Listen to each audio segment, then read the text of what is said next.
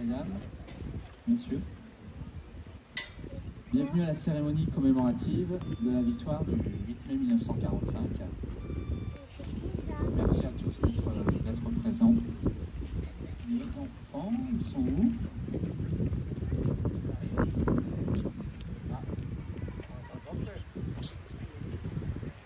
En fait, ils répètent.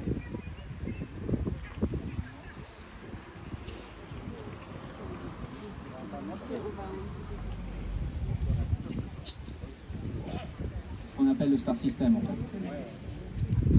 On n'est pas au Festival de Cannes, mais c'est tout comme.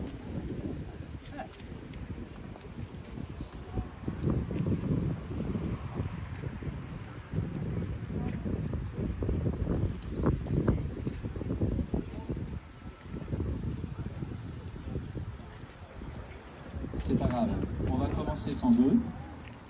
Ils vont nous rejoindre dans un second temps. J'appelle donc du coup M. Guinonis pour la lecture du message des anciens combattants.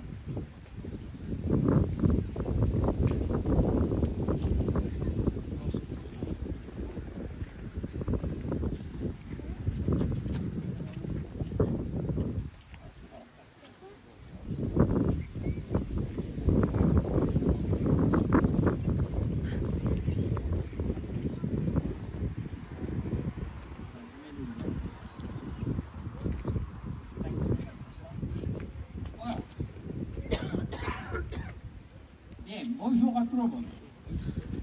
Bienvenue. Je suis content parce qu'il y a un peu plus de monde que pour le 19 mars. Il ne faut pas oublier que le 17 mars, quand même, il y a eu 30 000 soldats français de Prague, de Volage, qui sont décédés là-bas. Bon, message de programme pour le 8 mai 2023.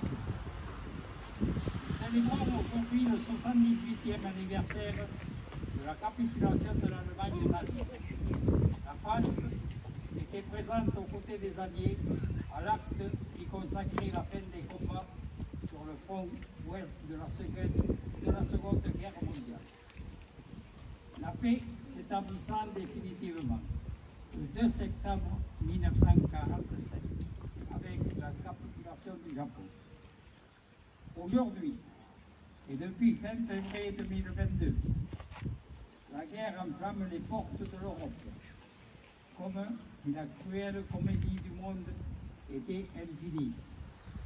Malheureusement, ce conflit a été déclenché par l'un des alliés de 1945, membre permanent du Conseil de sécurité de l'ONU, en violation du droit international. Or, nous pensions que ces images définitivement proscrites, c'est à nouveau le triste cortège des morts, des réfugiés, avec la détresse humaine et les destructions, avec le risque considérable d'une amplification ou d'une extension dont les conséquences potentielles seraient terribles. La Seconde Guerre mondiale a été la plus meurtrière de tous les temps. Souvenons-nous de tous les sacrifices consentis pour retrouver la liberté. Rendons hommage aux combattants, aux résistants, aux déportés et aux prisonniers. Fidèles au souvenir de celles et ceux qui ont sacrifié leur vie pour un monde de paix, l'Union française des associations de combattants et victimes de guerre, UFAC, appelle tous nos concitoyens à poursuivre le combat en faveur de la solidarité et de la paix, en combattant tous les fanatismes qui menacent la paix, la sécurité des peuples et les droits fondamentaux des hommes. Vive la République, vive la France.